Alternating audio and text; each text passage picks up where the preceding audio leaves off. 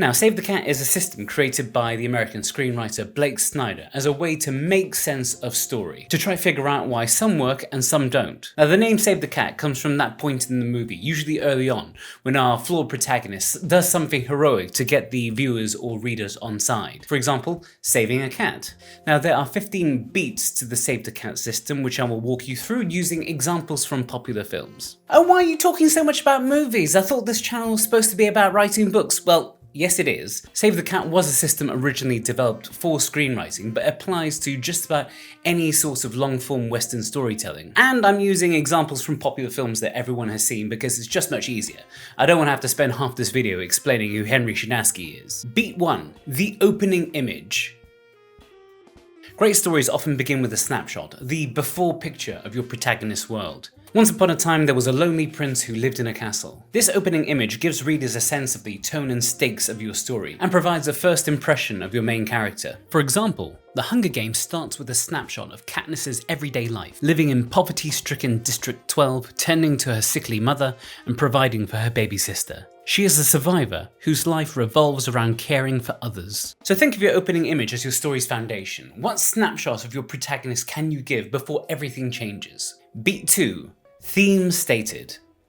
Early on, your story should hint at its deeper meaning, its theme. What is this story actually about? Sometimes this comes in the form of a subtle moment that foreshadows your character's journey. Sometimes it is explicitly stated by the characters themselves. In Finding Nemo, the theme of the story is loss. The loss of loved ones and the fear of losing loved ones. And we're introduced to that in the very first scene when Marlin, Nemo's father, loses his wife to the wild and dangerous ocean. This initial loss and the fear of the big bad world is what drives the rest of the story. So, what's the message or question that your story will explore?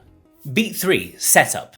Now, the setup is the entire first part of the story, which includes your opening image and your theme stated. This is where you'll introduce your protagonist, the world they live in, and your supporting characters. You'll also plant the seeds of the challenges that they will face later on. Now, you will have noticed that beside the name of the beat below, there is a percentage. This is an indication of where in the story this beat usually takes place. Sticking with this Pixar theme, let's have a look at the first 10 minutes of Toy Story. That's where this entire setup beat takes place. In this stretch of time, we're introduced to all the toys in Andy's bedroom. We are taught the rules of this world. This idea that the toys come to life when nobody's watching. And we're introduced to Woody, our protagonist, whose life revolves around being Andy's favorite toy, and as a result, the leader of the other toys. So, what does your protagonist's life look like, and what's at stake if something changes?